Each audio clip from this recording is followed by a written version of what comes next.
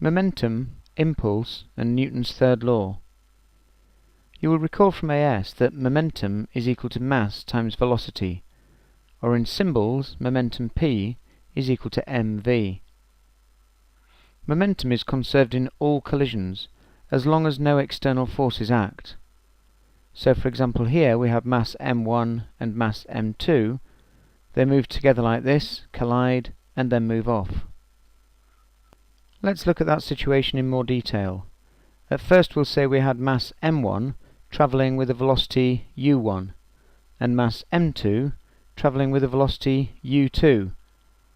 Then they collided, which took a time t, and moved off, with mass m1 now travelling with a velocity v1 and mass 2 with a velocity v2.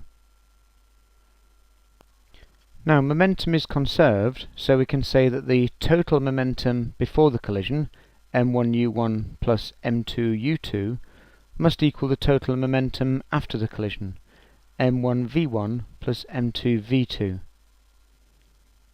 Not forgetting that momentum is a vector quantity, so if momentum in one direction is taken as positive, momentum in the opposite direction is negative. From AS you will also recall that impulse, or force multiplied by time, equals the change in momentum, which we can write like this: Ft, the impulse, is equal to the final momentum, mv, minus the initial momentum, mu. We can rearrange that as F is equal to mv minus mu over t, or the change in momentum over the time taken. So we can say that force is equal to the rate of change of momentum. When the mass is constant, we can write F equals m v minus u over t. But v minus u over t is equal to the acceleration a, the rate of change of velocity. And so we can write that force is equal to mass times acceleration, Newton's second law. So we can quote Newton's second law as force is equal to the rate of change of momentum.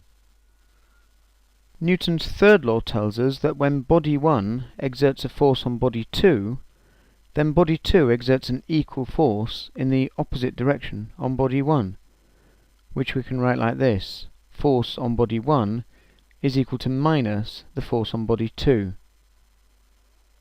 The force on body 1 is equal to the rate of change of momentum of body 1, and the force on body 2 is equal to the rate of change of momentum of body 2.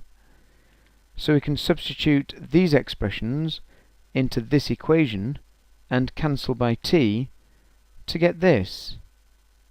Rearranging further, we end up with m1u1 plus m2u2, the total momentum before the collision, being equal to m1v1 plus m2v2, the total momentum after the collision. So this is simply the conservation of linear momentum.